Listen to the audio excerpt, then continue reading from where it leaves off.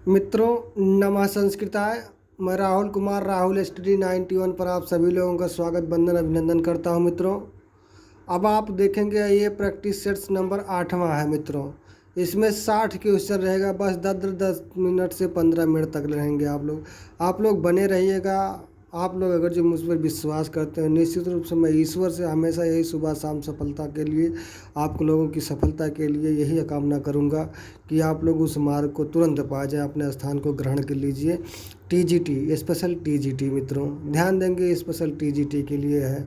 जो भी भाई बहन को पढ़ना होगा, सॉल्व करना होगा, वो इस पर बना रहेगा और चैनल को ज़रूर सब्सक्राइब करेगा। थोड़ा सा प्यार बना दीजिएगा हमारे तरफ से भी। उसके बाद अनसब्सक्राइब हो जाएगा। जिस दिन टीजीटी का पेपर हो जाएगा उस दिन अनसब्सक्राइब हो जाएगा। मित्रों, मैं और ज़्यादा कुछ नहीं कहूँगा। मित्रों, थोड़ा सा प्यार बना दीजिएगा। यहाँ देख लीजिए, नीत शतक के रचयिता कौन है? नीत शतक के रचयिता कौन है? तो भर्तृहरि जी हैं। नीत शतक के रचयिता कौन है? तो भर्तृहरि जी हैं। अब जानते हैं, यहाँ शूद्रक की अगर जो रचना पूछी जाए, फिर उसके बाद भवभूत की रचना पूछी जाए, कालिदास की रचना पूछी जाए। कालिदास की 7 कृतियाँ हैं। भवभूत की उत्तर रामचरितम, महाविभूतिचरितम और मालती माधव मान ली जाती है। मम्मट द्वारा रचित शास्त्र, मम्मट द्वारा रचित शास्त्र अगर जो देखा जाए तो इसका क्या होता है? काव्य प्रकाश। मित्रों, क्या होता है? काव्य प्रकाश। ध्वन्यालोक कुंतक को कहा जाता है। उच्चर रामचरितम। भवभूत को साहित्य दर्पण आचार्य विश्वनाथ को। मित्रों, यहाँ फिर देखेंगे, मृच्छ कटिकम के रचनाकार कौन है?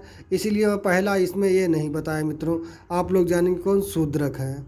मृच्छ कटिकम का रचयिता कौन है? तो शूद्रक है। मित्रों, मृच्छ कटिकम का कभी कभी अर्थ पूछ लेता है। तो मृच्छ कटिकम का अर्थ होता है मिट्टी का गाड़ी। मिट्टी का गाड़ी।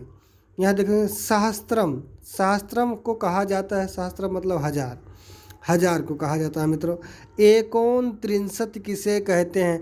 अर्थात 30 में एक कम, ऊन मतलब कम होता है। एक प्लस ऊन प्लस त्रिंशत, त्रिंशत मतलब 30, ऊन मतलब कम। एक मतलब क्या होता है? एक। अर्थात क्या हो जाएगा? ये 30 में एक कम हो जाएगा तो कितना हो जाएगा? 29 हो जाएगा। मित्रों, यहाँ देख लीजिए क्या हो जाएगा? 29 हो जाएगा। 29 लगा दिया गया। मित्रों, फिर यहाँ कह दीजिए गया त्रिपथगा। त्रिपथगा किसकी रचना पर्यायवाची है? तो गंगा का है। मित्रों, यमुना को कालिंदी कहा जाता है। कौमुदी किसको कहा है? उसको कहा जाता है मित्रों, बिजली को। यहाँ देखेंगे, अगला जो है आपका चौथा है, नौवां। नौवां का रात्रि का पर्यायवाची है। रात्रि देखें, निशीथ मतलब रात्रि होता है, रजनी मतलब रात्रि होता है, निशा मतलब रात होता है। यहाँ क्या हो जाता है? सभी हो जाता है। मित्रों, फिर अगला क्वेश्चन चलते हैं। 7 क्वेश्चन आपका हो गया है।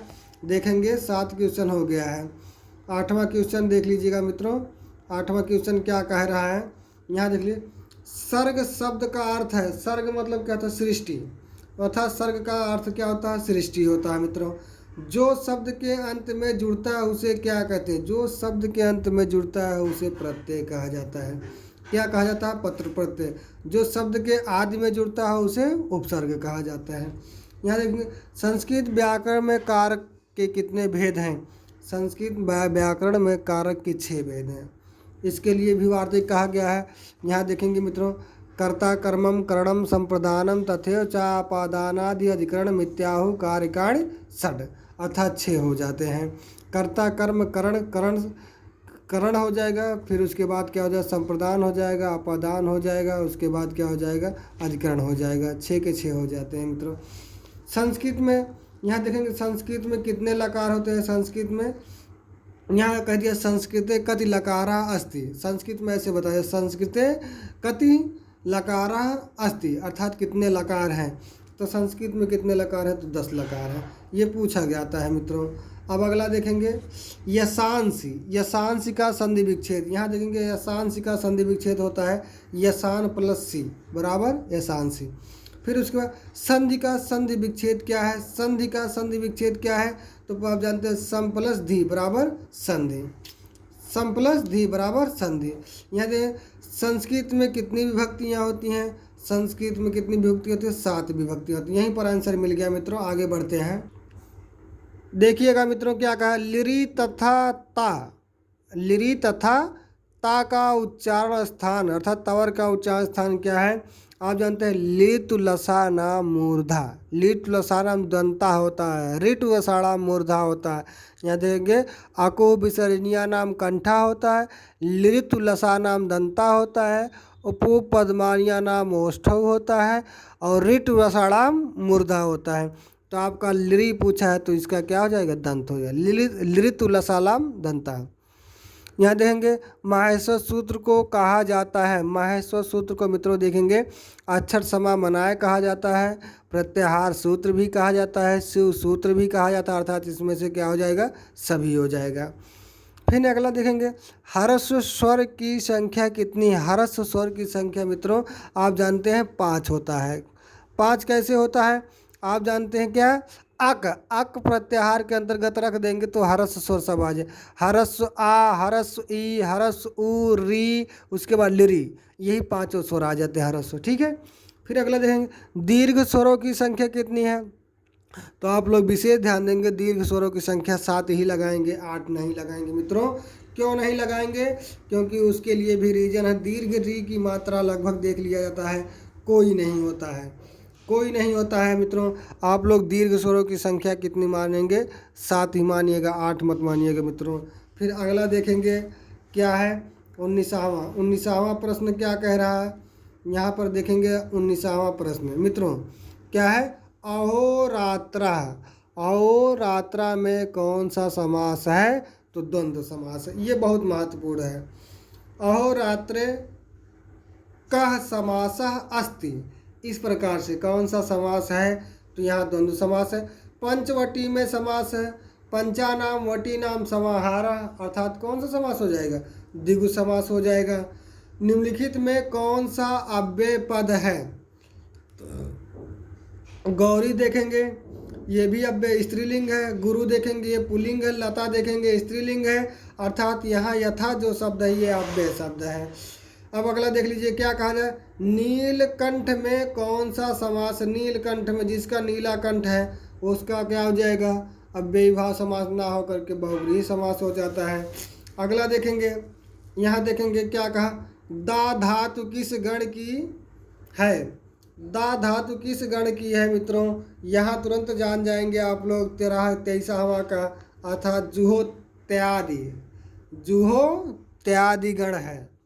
नयके, नयके में संधि है, नयके में संधि देखेंगे मित्रों, नाधन एके बराबर क्या हो जाएगा, नयके, अर्थात कौन सा सही हो जाता है, वृद्धि स्वर संधि हो जाता है।